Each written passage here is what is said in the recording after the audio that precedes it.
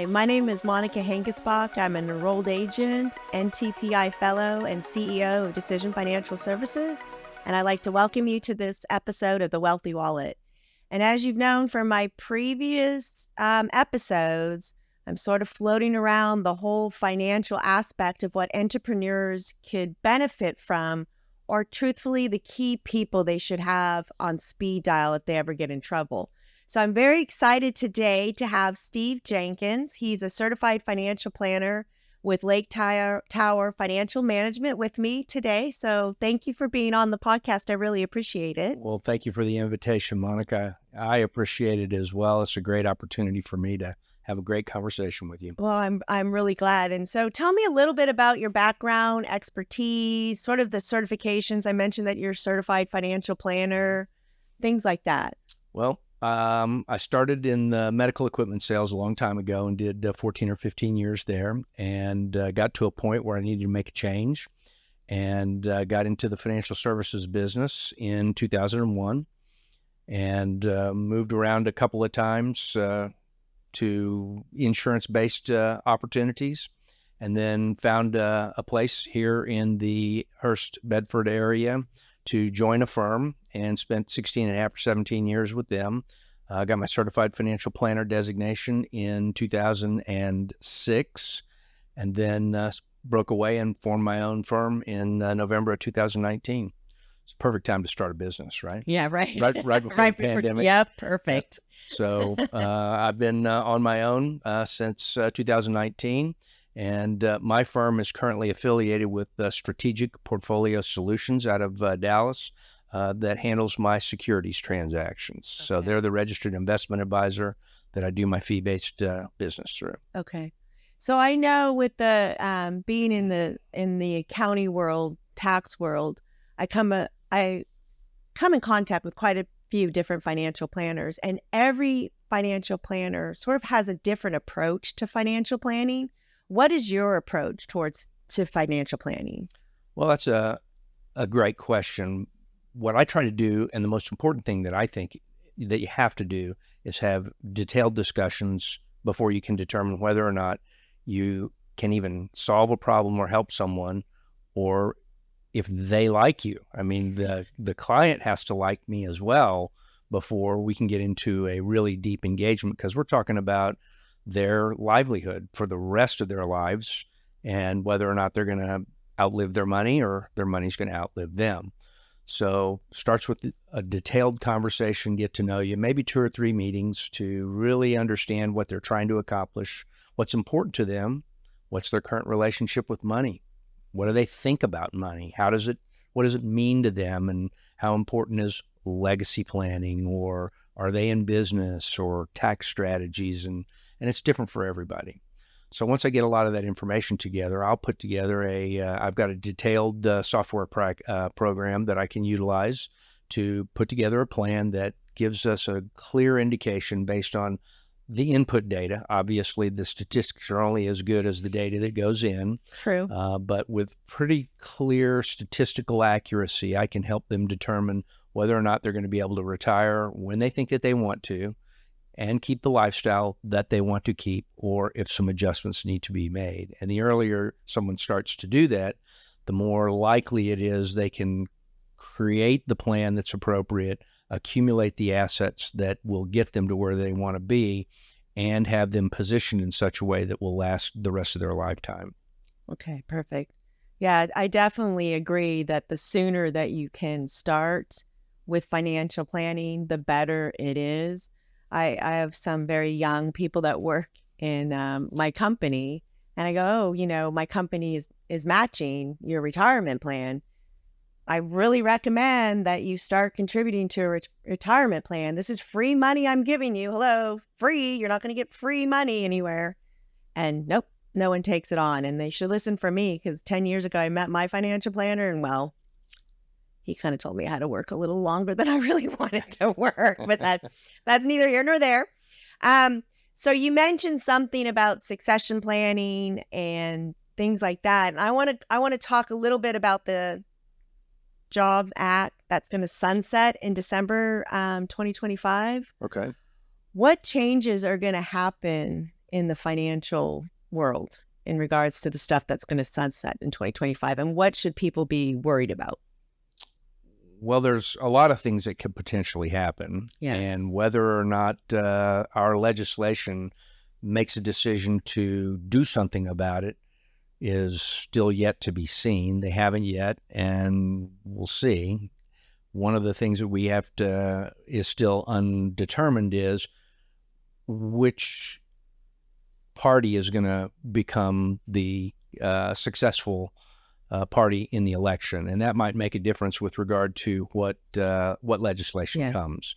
But specifically speaking, if nothing changes, the Tax Cuts and Jobs Act from 2017 will sunset at the end of 2025. And what that means is all tax brackets are going to go up. So regardless of how much money you make right now, you will be paying more taxes. If you earn exactly the same dollars as you do today in 2026, you'll be paying more in taxes. What sort of impact is that going to have from a financial standpoint on the markets? It could be a drag down, because if you're paying more in taxes, you've got less to invest in your retirement account. You've got less expendable cash to be able to live your lifestyle, and you may not be able to do the things that you currently are doing. So some lifestyle changes may occur, or you continue living the lifestyle that you are, and you're taking on more debt to be able to sustain that lifestyle, which is a whole different set of problems. Yes. If you're taking on debt, and particularly if you're taking it on from a credit card standpoint, because those interest rates are exorbitant. Yes. So, it's difficult to say. There's a lot of other things that the current administration is talking about doing if they get reelected, and one would be to raise capital gains tax rates. So if that occurs, while capital gains tax rates on the higher net worth individuals are 3.8% more than to start with, they're 20%. Plus, there's a net investment income tax of 3.8% in addition, which a lot of people aren't aware of until they encounter it when they file their taxes. So for high net worth individuals, or someone that has high income in a particular year, if they've got big capital gain expenditure, they're close to 25% from a capital gains tax standpoint, and that could double.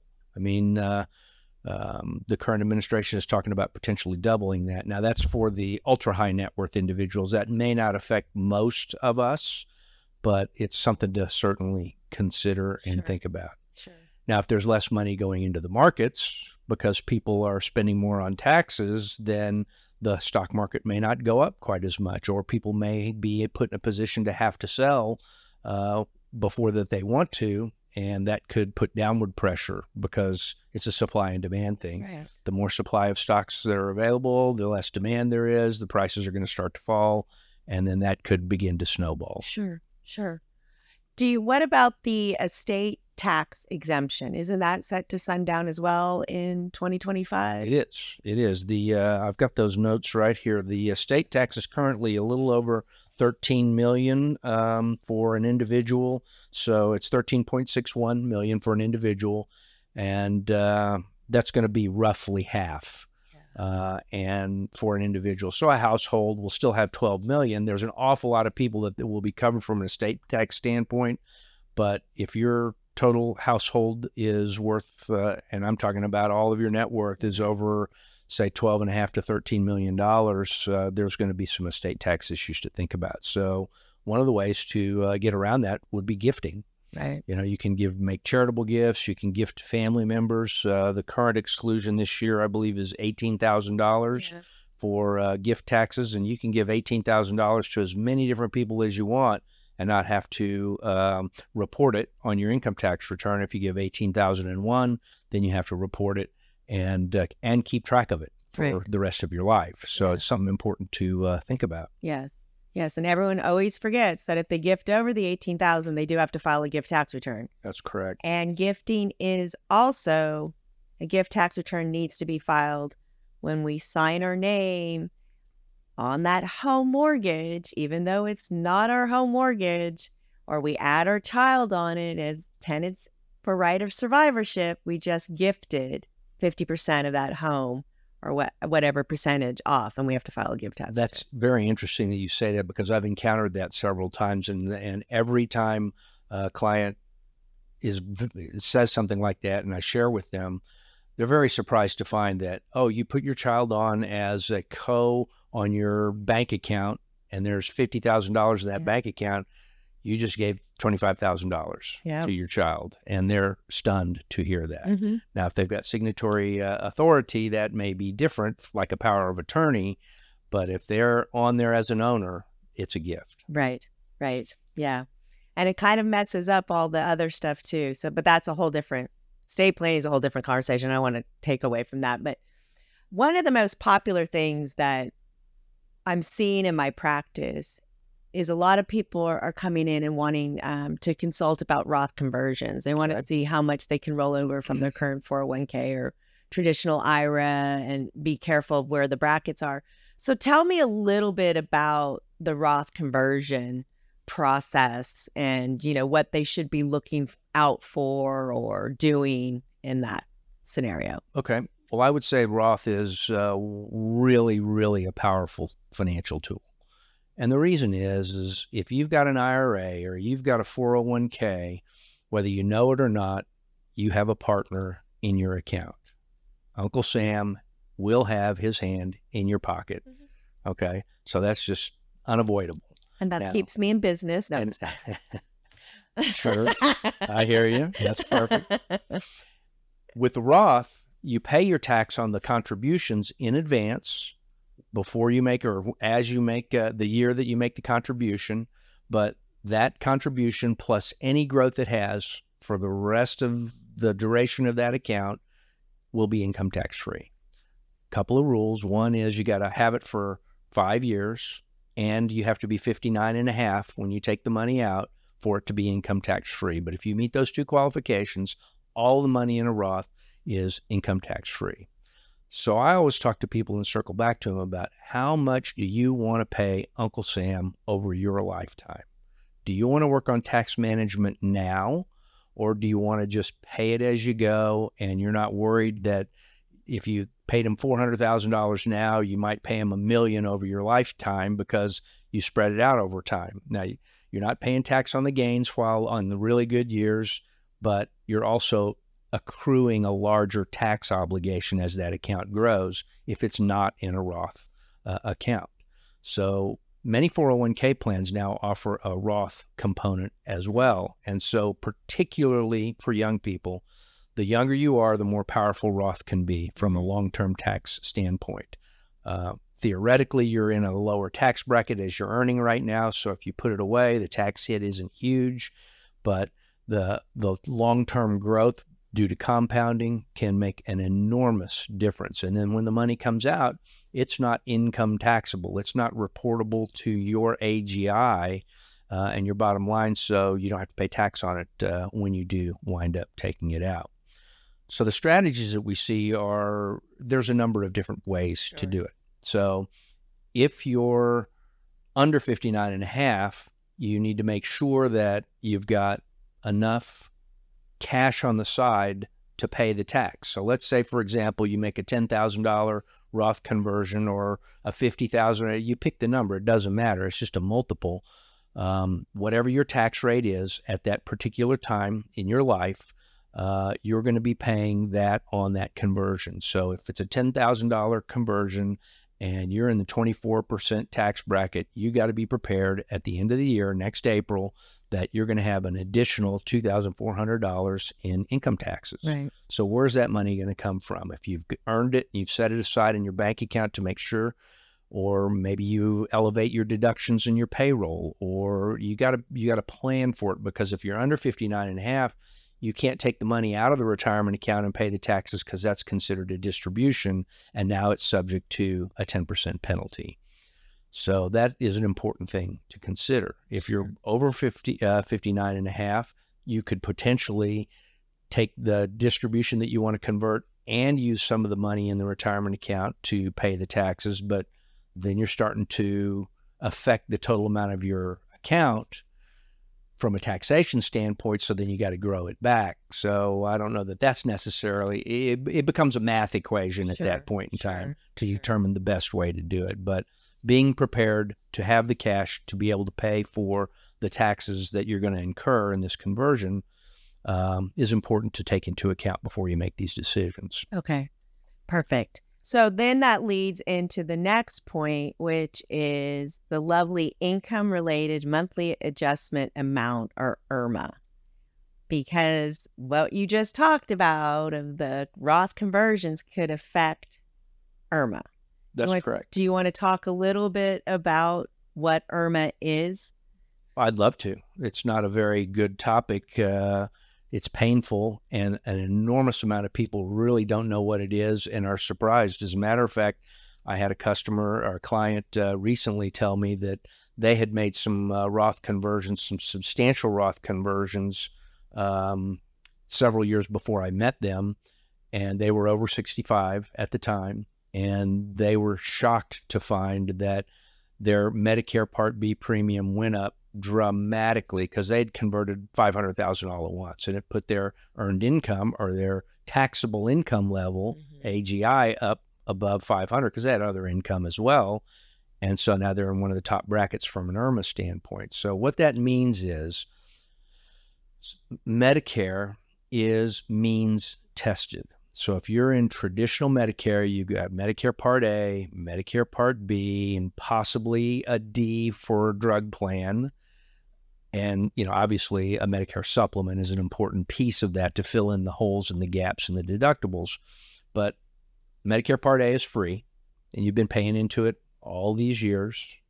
Medicare Part B, if you've been a W-2 employee and you've been paying your taxes appropriately, you've been paying into it. Medicare Part B, there's a premium, and it's 174 this year in 2024, or it's right in that range at the lower income. At the lower income levels. But as your income tax level goes up, your taxable income goes up, your bracket will also go up. And you can Google IRMAA, and you can see what the brackets and the income thresholds are and what the premiums for Medicare Part B would be. And then there's a boost on what the charge for the Medicare Part D if you've chosen a D plan as well. But it can get to as much as $500 or $600 a month for Medicare Part B for both of you if you're married.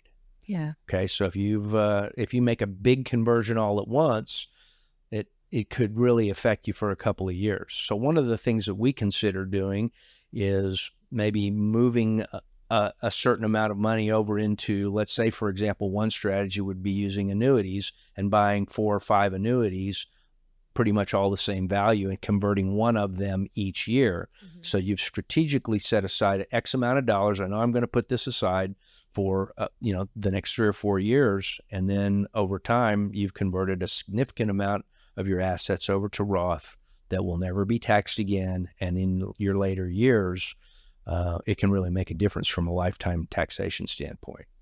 Now, one of the factors that you need to keep in mind, though, is longevity. How old are you right now? How likely are you to live a long lifetime? Because you have to overcome the taxes that you're paying in advance. So the question becomes, it goes back to math. Yeah. Yeah. I think that, I always say there's no such thing as common sense in government, but I would agree. Yeah. But it's like that, when the whole Social Security system came about, it was a poor man's pension. And that's what they thought. And now people are living longer. I mean, they should have realized the very first person who received Social Security benefits outlived the expectation the government had put into place. That's correct. And then people are working, they're receiving 401ks, they have all these different income streams that affect this. And then now you have this IRMA, I call it almost an IRMA tax, but you have this IRMA situation, and it's based upon modified adjusted gross income. So it's not even based upon the taxable Social Security benefits. It's based upon all of your income. That's correct. Your total Social Security benefits, your interest income that's non-taxable. I mean, it's every penny that you've earned gets added into this calculation. and then you suffer the consequences, because even though we're making money in dividends or Social Security or however it is, but you're living off that. We budgeted that at that age, and now your taxes are higher, and then you're getting less money monthly, which can skew everything. And then again, that brings up your point. Then you start to go to your credit cards and your credit card debt, and depending on the interest rates, it just becomes a nightmare for That's people. correct. I would agree. It's one of the hidden taxes, if you will. Yes. Like, for example, another hidden tax potentially I would say would be the FICA tax. Yeah. There's a threshold of what is the number for 168,600 is the current threshold for FICA, but that continues to go up. So I encountered a business owner a year or two ago that made pretty much exactly the same amount of money from one year to the next, but was complaining that her taxes had gone up dramatically, and what had occurred was that the FICA threshold had gone up, and therefore her tax had gone up without any change whatsoever. And it was kind of a surprise. So you got to be aware of these things, and whether they don't change the taxes for those that are under 400,000, there are other taxes that are not tax bracket taxes, but are taxes against what your lifestyle is. Yeah. They're sneaky taxes. They are sneaky taxes. I would absolutely agree with you. So you mentioned in a couple points back charitable giving. And one of the things that I use as a tax strategy are charitable donor advised funds. But there's a tremendous other ones. I mean, I think there's using the qualified charitable distribution when you have to take a requirement distribution and some other things. You want to talk about that as a financial planning tool? Sure, absolutely. Not everybody's able to or is charitably inclined, but for those that are, there's some great ways to do it. Donor advised funds are an excellent way. You can set it up. You can make a donation. It's tax deductible to you right now, and it doesn't have to go to charity right away. You can set it up so that that's paid at a later date, and you still can control it. The qualified charitable distribution, or a QCD, is a way, if you are over 73 and you're into required minimum distributions, RMDs, then you must take money out of your qualified retirement, whether it's a 401k or an IRA. You must take a distribution. Well, there are some people that have enough other assets, other income, that they don't need the money that comes out, that actually when it comes out, it drives your AGI up. So if someone has to take $10,000 or $15,000, physicians, pilots, entrepreneurs that have business that have saved significant amounts of money over a long period of time, they may not need the cash flow right now, and they certainly don't want to pay taxes on it.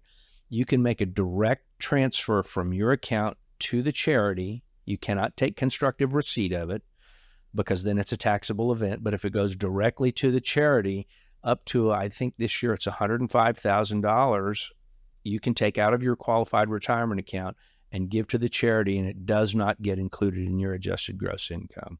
So it's a great way to keep your taxation down, because if you take that 105 distribution and then give it to the charity, you're on the hook for the taxes. So if you want to make a better impact with your dollars, making a direct qualified charitable distribution is an excellent way to do it. Another thing you could potentially do, there are trusts. You can set up trusts that don't necessarily give you a taxable benefit right now, but it gets assets out of your estate, and you can set it up so there's income that goes to your beneficiaries, your children, your grandchildren, other organizations, or charitable remainder trusts. You can get a current tax deduction on a charitable trust that you can use over a 6-year period of time.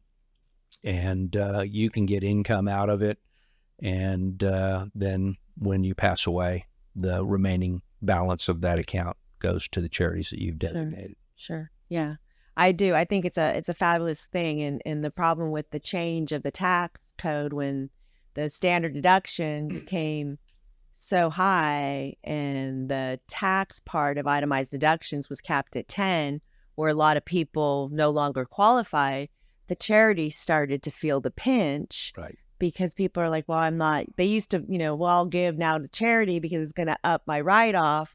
Well, now that it doesn't even make a dent in it and they're still stuck with the standard deduction, unfortunately, the charities are feeling the pinch. That's and correct. So this is a great opportunity to help get money back into the charities, but then saving you money in taxes as well. So that's why I always love that. I usually use it for my clients that, they get hit with a lot of stock options or a big bonus at one time, and they have this money and they are charitable givers to begin with. Mm-hmm. Let's set up one of these trusts. So that's fantastic. Tell me a little bit about that, the irrevocable life insurance trust. Well, let's say, for example, someone does have a very large estate and they're likely to be facing estate taxes when they pass away. Let's say, for example, maybe they've got a closely held business. It's an industry of some sort. So they've got real estate, they've got machinery, they've got equipment, they've got lots of non-liquid assets of very high value. Well, if they were to pass away, the heirs may not be able to liquidate in a timely fashion to be able to satisfy the tax requirement that the government will have on that. So they have to have a fire sale. Well, gosh, who wants to do that? Yeah. That's never a good thing. So from a strategic planning standpoint, it might make sense to set up an irrevocable life insurance trust. And what the individual does is they buy, as long as they're insurable, obviously they have to be insurable, they set up this trust that actually owns the life insurance policy. The individual person donates or contributes some money into the trust. The trust then pays the premiums for the life insurance. And then the beneficiaries are maybe the children, the grandchildren, the estate, or whatever. But what a lot of people don't understand, if you've got a really large life insurance policy and you own it individually, when you pass away, the value of that life insurance is included in your estate. So it drives your estate value and your potential tax up. If you create this entity, then what you have is a situation where the entity is on its own. It's not a part of your estate. So if there's a $5 million life insurance policy or $10 million or whatever the number is, to be able to pay for the taxes on your estate, when you pass away, that money is paid to the trust. The beneficiaries of the trust, which frequently are the kids, then take that money and pay the IRS, and then they don't have to sell and liquidate everything to be able to satisfy their tax obligation. And they can, hopefully, if one of them is adept enough, sustain and continue the business. Yeah. That's smart. That's smart. And those are all strategies if the estate tax exemption does sundown. The fact is as you're moving money out of your estate, you're keeping yourself below those. That's those correct. limits. That's correct. Or if you're unable to get below the threshold. Yes. So there a couple of things are going to happen. One, for sure, is because our debt is rapidly approaching 35 trillion in the United States. I looked at it today. If you want to go to the world debt meter, you can look it up. It runs, it's amazing how fast it runs. It's frightening. But the point is something's going to have to change. We're going to have to pay this debt or reduce it or get it down at some point in some way. And that comes frequently through higher taxes. Yes. Now, raising the corporate raising the corporate tax isn't necessarily going to help that much. It'll raise money, but who do you think's really going to pay the corporate tax? You think the corporations are? No. No, they're going to pass through to the products and goods and services that they produce. So we are going to pay that ultimately. Well, what does that do? That causes inflation, and it drives higher prices, and it reduces the amount of expendable income that an individual household has, Yes. and it affects the economy completely. Yep. We're sort of feeling the pinch now with the higher prices because now people need to get paid higher wages. Right. But it's just a vicious cycle because what ends up happening, that's what no one really understands, is sure, as a business owner myself, I've got to now pay what I used to pay at $20 an hour. I got to pay at $25 an hour. Okay, well, that just increased my burden because it took off into my profit margin. Correct. So where does that go? Well, that means I'm increasing my fee to prepare a tax return or to do any tax strategy with you. So now my clients are having to pay more. That's What does correct. that happen? Well, that extra $5 that you're getting in your paycheck just went away to pay higher prices for goods and services. So we're back to where we are, but we just raised the price. It makes no sense. Like I said, there's absolutely no common sense That's correct. in any of this. So to go back to your question, even if they sunset the estate tax to half of what it is right now, it'll affect more people. There's a lot of folks that it won't affect because it could be $12 million for a married couple for a household, but still. There's going to be much more opportunity, particularly for entrepreneurs that have high value businesses, to be in a situation where they need to strategically plan for it. I mean, a long time ago, when I first got in the business, the threshold was about $550,000. It was, yeah. I mean, Yeah. it wasn't five. No. It wasn't $5 million. No. And so, I don't think it's going to go that low again. But as businesses flourish and people acquire greater and greater assets and their personal net worth goes up, it becomes a topic that could and should be discussed as to whether or not it makes sense. Sure. Makes sense. So you've mentioned annuities.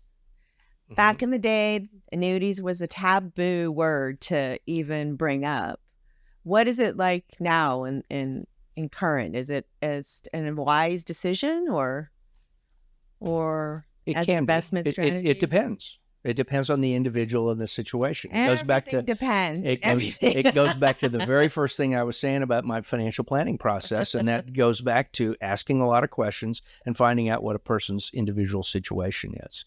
So annuities are not right for everyone, but they are absolutely right in the certain correct circumstance. And you're absolutely correct. 8 or 10 years ago, annuities, that was kind of a cuss word. Yes. And there are several loud pundits out there right now that are supposed financial experts that still espouse no annuities.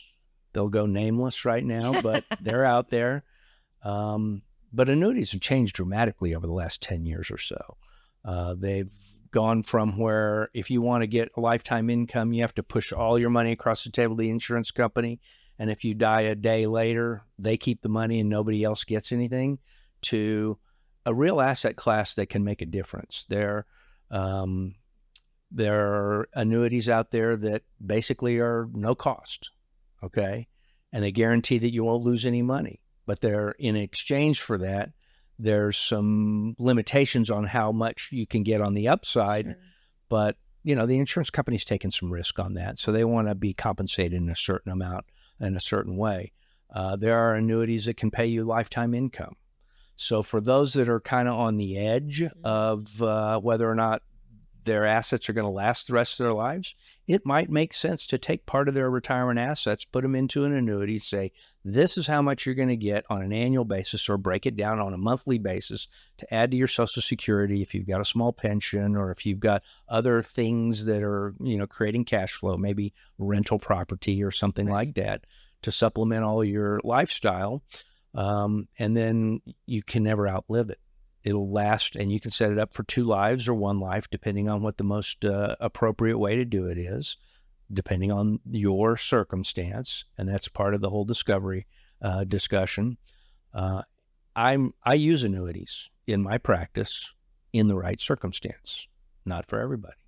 Same with life insurance. I mean, I think life insurance, a lot of folks are like, oh, life insurance. And I've known advisors that advised people and came from the old buy term and invest the difference standpoint, that have advised clients to get rid of their permanent insurance and take that cash value and invest it. Well, I don't know that that's necessarily appropriate.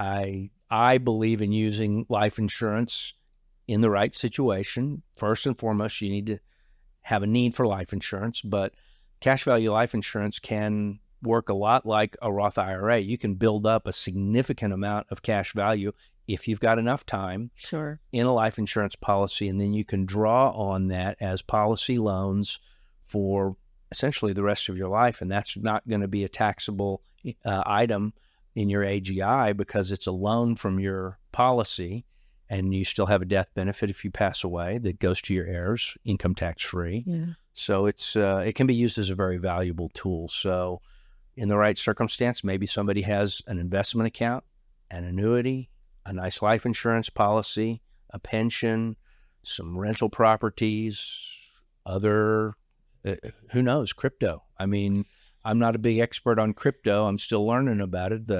Some of the firms that I've been associated with in the past had limited our ability to utilize it, but I'm starting to look at it and use it a lot more. It's still a little speculative. Yes. People are talking about it a lot more. So broad diversification and multiple different asset classes is, in my opinion, the name of the game. Sure. So I always have people that come in and like I said, I like to use financial planning tools as a strategy. And when I mention setting up a retirement plan, oh, no. I'm not putting my money in the stock market. No. I'm going to invest all my money in real estate. And I always go back and try to tell them you don't want to put all your eggs in one basket. What would you say to the naysayers that don't want to invest any of their money in the market? Well, I would And say, if you tell me depends, we're done with the podcast. I would say that I would tell them that they're making a mistake. I think it is a component of a broadly diversified portfolio to have some money in the market, and it can be either conservatively invested or it can be very aggressively invested. I have found so far that people that are really, really focused on real estate tend to like to stay in that lane a lot. And that's fine because I guess you can set it up so that you've got lots of income or it's appreciating, but there are bubbles in every area. The market, because that's the biggest objection I get from people that don't want to be in the market is, gosh, it went down 50% in 2008. Yeah.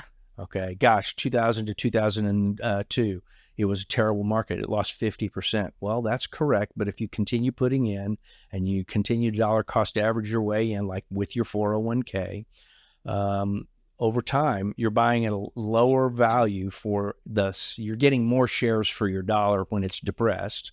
And even when it's really high, you're getting less shares for your dollar, but it's spread out over a long period of time.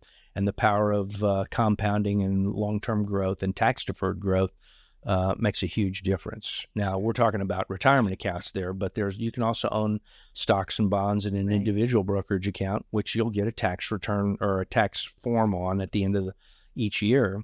But it's still important to have that because then you might have some liquidity if you needed it. Sure.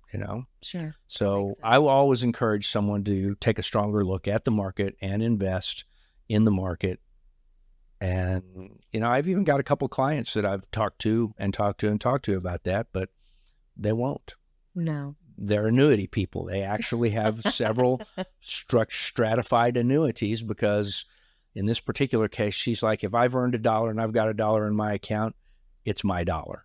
It's like, okay, you don't want to take any risk, right? Zero risk. And so we structured in their particular case a situation where they're not any market risk, but they could be subject to interest rate risk. Right. There's different risks. There's different, yeah. Different risks. But I think market-based investments are a critical component and a key component to a well-balanced portfolio. Yeah, I would have to agree. Do you have any fun success stories you like to share with us? Yeah, actually a couple of them. I just had some folks, I met them at the very early of Lake Tower Financial Management online, and they'd put some retirement assets with me, and they bought a couple of annuities from me, and he ultimately retired a couple of years later, and she's retiring next month. Huh. And so they turned on their income for his annuity when he retired, started his Social Security a little early. I advised him to maybe not do that, but that's a different discussion. And you get a haircut, you get a little bit of a reduction if you start your Social Security early, and it's permanent for the rest of your life. That's another area that I help in, is Social Security planning.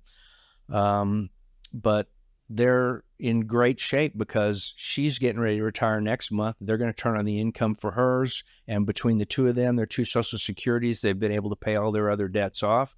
They're going to be able to cover all of their expenses with the income that we've been able to provide for them. And there's still going to have some other assets, some 401k things that we've got on the side for her that they're not going to have to tap into right now. We're going to work on letting that grow over the next several years, so that when the time comes and inflation does creep up on their current cash flow, they can access those other funds to subsist or to bonus or benefit their current income strategy. So that's really exciting. Yeah. And the other thing I wanted to share with you is a charitable story. I'm about this close to finishing, and it is a charitable remainder unit trust. And these folks don't have any children. They happen to have done really well over their entire careers. They're both retired. Some highly, highly appreciated assets that they've been struggling with. How do we sell these without having to pay a huge amount of tax on? So they're going to donate about $2.6 million to a charitable remainder unit trust. And they will get about a 30% tax deduction of that to be able to use for the next 6 years against their AGI and other capital gains. So they're going to offset several of their other investments that have appreciated pretty dramatically. They've got some real estate holdings and some other things, so they can offset any of those gains. And they're going to get income of 5% of their donation for the rest of both of their lives. Wow. And at the end of when the second one passes away, they've already designated their charities. And so it leaves their estate because it's a gift. It goes into an irrevocable trust, which is an entity all of its own. Mm-hmm. And they're going to get income for the rest of their lives, 5% of what their donation is, to supplement their other incomes. You know, they've both got pensions. They've both got retirement accounts, yes, or, Social Security-like accounts. They're railroad people. So yeah, it's a pretty exciting opportunity. So that's great. Yeah, it's been a great process to help them to achieve something that they've been wanting to do, because their situation was no kids, big family on her side, but they've made contributions to colleges and they've given basically scholarships. They've provided tuition for multiple nieces and nephews, and they've given away pretty much all that they want to, with the exception of a few things that they've got set in a revocable trust that they've still got. They can change that one. But they have always been charitably inclined. They've got 4 or 5, both of their schools and some other organizations, and they knew that they were going to leave it to them, but they were trying to figure out the best way to do it. And so this is what they came up with, and it's worked out. I've been very happy that they've asked me to help them through this process. Oh, that's nice. That's good. So I know we didn't mention any of this, but it's just bothering me. I have to know more. Diving? Why diving? Gosh, I don't know. We're going to go a little personal now. We talked all financial planning, but on a personal note, well, why diving? I mean, you had a very successful, it sounds like, I did. Career in this. I did. When I was really little. We're going to talk a little fluff about himself. When I was really little, we were members at a country club in North Dallas. I grew up in North Dallas, and my folks were founding members, and they had a high board, and my parents had a picture of me jumping off the high board when I was about 2, with a buoy on my back, and and then I got to high school and heard an announcement about want to have tryouts for the swimming and diving team, and I'd had a trampoline in my backyard for 10 or 12 years, so I could do some flips and tricks. And I was like, I think I'm going to go give that a try. And so my sophomore year in high school, I went out, tried out, and for some reason the coach asked me to come back the second day, and dived all through high school. I went to SMU and had the great opportunity to be there for 4 years around some amazing divers. And it just became a passion for me, and had a lot of success there. Won a couple of Southwest Conference championships. I went to the 1980 U.S. Olympic diving trials and made the finals on the 10-meter platform, and And then after I retired and went to work, after a couple of years of working, I took a whole summer off and went to the World's Fair in New Orleans in 1984 and worked there and worked in Holland for 10 or 11 weeks, doing a lot of fun stuff. Learned how to be a high diver. That's great. I was so fascinated. You think diving, financial planning. I just wanted at risk, maybe. It was just such a unique spin. Well, it taught me a little bit about risk and risk management. And no more buoys, no more floaties. No, that wouldn't work very well from the high platform. Awesome. No, but it was awesome. It was a lot of fun. It taught me a lot. It opened an enormous amount of doors for me. It gave me the opportunity to. I got to go to Mexico City with the U.S. national team in 1979, and to Moscow in 1979. So I spent a couple of weeks in Moscow, which was one of the greatest trips I've ever had. Yeah. So it was a lot of fun. That's awesome. It opened a lot of doors. So thank you for asking. Well, thank you for sharing. I appreciate it. And of course, thank you very much for being on my podcast. I really appreciate it. It was a wealth of information. So thank you for sharing. Well, thank you for the opportunity to come. And if I can help you or any of your clients or friends or family or anyone, I mean, there's no obligation to sit and have a conversation. Sure. If someone wants to sit down and ask me some questions, I'm happy to do it. And if a relationship develops, great. If it doesn't, that's fine too. I'm happy to help. Well, great. Well, thank you. And so thank you everyone for watching The Wealthy Wallet. We will definitely put Steve's information out there. If you have any questions or want to learn a little bit more about retirement or make sure that you are set securely for retirement, his information will be out there. We look forward to having you guys come in a week and a half. We're going to kind of take a little spin. We're going to have a personal trainer on here. You're probably wondering, personal training and taxes, how does that go hand in hand? I guess you're going to have to tune in and find out how I put my spin on it. So thanks everyone, and I look forward to talking to you guys again in a week or so. Bye.